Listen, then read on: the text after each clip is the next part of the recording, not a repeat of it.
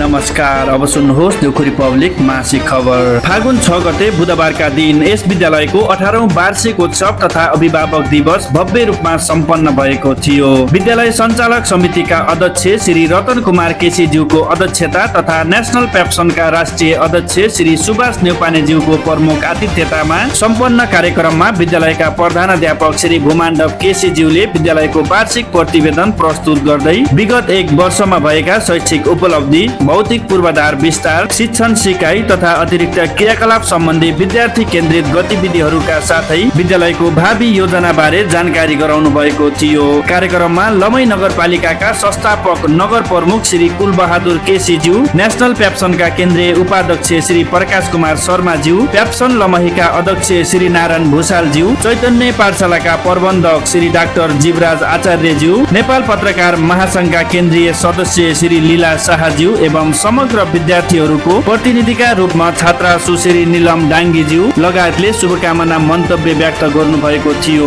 कार्यक्रममा विद्यार्थीहरूले तेक्वान्डो सम्बन्धी कला प्रदर्शन गर्नुका साथै थुप्रै आकर्षक नृत्यहरू प्रस्तुत गर्नुभएको थियो भने उक्त कार्यक्रममा दाङ देउखुरी क्षेत्रका चर्चित गायक श्री दोशरण चौधरीज्यूको सांगीतिक प्रस्तुति समेत रहेको थियो। विद्यालयका शेयरधनी तथा पूर्व शिक्षक श्री मोहनलाल शर्माज्यूको स्वागत मन्तव्यबाट प्रारम्भ भएको विद्यालयको 18औं वार्षिक उत्सव तथा अभिभावक दिवस कार्यक्रमको सञ्चालन विद्यालयका अनुशासन विभाग प्रमुख श्री कुबीर गिरिज्यूले गर्नुभएको थियो। फागुन 8 गते शुक्रबारका दिन यस विद्यालयको शैक्षिक क्यालेन्डर 2082 सालको भावना अनुरूप फागुन 6 गते बुधबारका दिन सम्पन्न भएको विद्यालयको 18औं वार्षिक उत्सव तथा अभिभावक दिवसको समीक्षा गर्नुका साथै उक्त कार्यक्रमलाई भव्य रूपमा सफल बनाउन प्रत्यक्ष एवं अप्रत्यक्ष रूपमा सहयोग पुर्याउनु हुने व्यक्तित्वहरूका साथै उक्त कार्यक्रममा उपस्थित हुनुहुने सम्पूर्ण महानुभावहरूलाई विद्यालयका प्रबन्धक तथा प्रधानाध्यापक आदरणीय व्यक्तित्व श्री भूमाण्डव केसीज्यूले विद्यालयको तर्फबाट एक कार्यक्रमको आयोजना गरी धन्यवाद ज्ञापन गर्नुभएको थियो।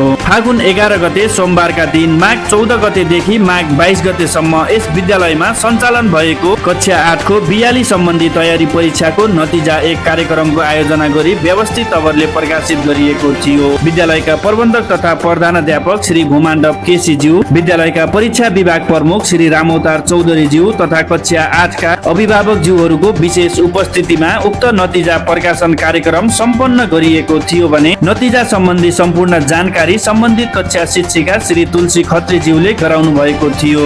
फागुन 18 गते सोमबारका दिन यस विद्यालयमा होली पर्व भव्य रूपमा मनाइएको थियो। होली पर्व अर्थात् फागु पूर्णिमा खास गरी प्रत्येक वर्ष फागुन शुक्ल पूर्णिमाका दिनमा मनाइने हिन्दूहरूको महत्त्वपूर्ण पर्व हो। रङहरूको पर्व होली असत्यमाथि सत्यको विजयको प्रतीकका रूपमा उत्साह र उमङ्गका साथ मनाइने रङ्गीन पर्व हो। पौराणिक कथा अनुसार विष्णु भक्त प्रह्लादलाई आफ्नै फुपू होलिकाले आगोमा भस्म पार्न खोज्दा होलिका स्वयं आफै आगोमा भस्म भएको र प्रह्लादलाई केही नभएको खुसियालीमा पनि यो होली पर्व मनाइने गरिन्छ। यस होली पर्वले वसन्त ऋतुको आगमनको शङ्खघोष समेत गर्दछ।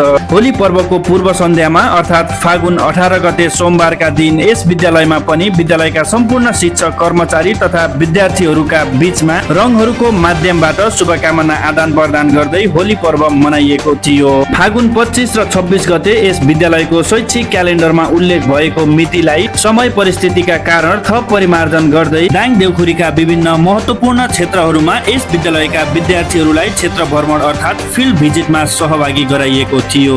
सम्बन्धित क्षेत्रको समग्र पक्षको बारेमा प्रत्यक्ष अध्ययन अवलोकन गर्दै व्यावहारिक ज्ञान प्राप्तिको अवसरका रूपमा क्षेत्र भ्रमणले निकै महत्त्वपूर्ण भूमिका निर्वाह गर्ने भएकाले प्रत्येक वर्ष यस विद्यालयले यस प्रकृतिका क्षेत्र भ्रमण सम्बन्धी गतिविधिहरूको आयोजना गर्दै आइरहेको यस विद्यालयका अनुशासन विभाग प्रमुख श्री कुबीर गिरिज्यूले बताउनु भएको थियो। यसैगरी फागुन 29 गते शुक्रबारका दिन यस विद्यालयको कक्षा 9 का विद्यार्थीहरूद्वारा आगामी चैत्र 19 गतेदेखि सञ्चालन हुन लागिरहेको यस शैक्षिक सत्र 2082 सालको एसईई परीक्षालाई केन्द्रित गर्दै फेयरवेल कार्यक्रमको आयोजना गरिएको थियो। उक्त कार्यक्रममा कक्षा 9 का विद्यार्थीहरूद्वारा यस विद्यालयको चौथो ब्याचको रूपमा एसईई परीक्षामा सहभागी हुन लागिरहनु भएका कक्षा 10 का विद्यार्थीहरूलाई मायाको चिनो प्रदान गर्नुका साथै सफलताको शुभकामना समेत ज्ञापन गरिएको थियो। कार्यक्रममा विद्यालयका प्रधानाध्यापक, मावि शिक्षक कर्मचारी तथा कक्षा 9 र 10 का विद्यार्थीहरू लगायतको उपस्थिति रहेको थियो। यस प्रकृतिका कार्यक्रमले असल संस्कारको जग बसाल्दै विद्यार्थीहरू बीच देशको आपसी सम्बन्धलाई प्रगाढ बनाउनुका साथै उत्साहपूर्ण वातावरणको निर्माण गर्ने कुरा बताउँदै यस कार्यक्रमको आयोजना गर्ने कक्षा 9 का सम्पूर्ण विद्यार्थीहरूलाई यस विद्यालयका प्रबन्धक तथा प्रधानाध्यापक आदरणीय व्यक्तित्व श्री भूमाण्डव केसीज्यूले धन्यवाद समेत ज्ञापन गर्नुभएको थियो। हस्त अर्को महिनाको अन्तिम दिन पुनः आउने गरी अहिलेलाई देउखुरी पब्लिक मासिक खबर यति नै। धन्यवाद।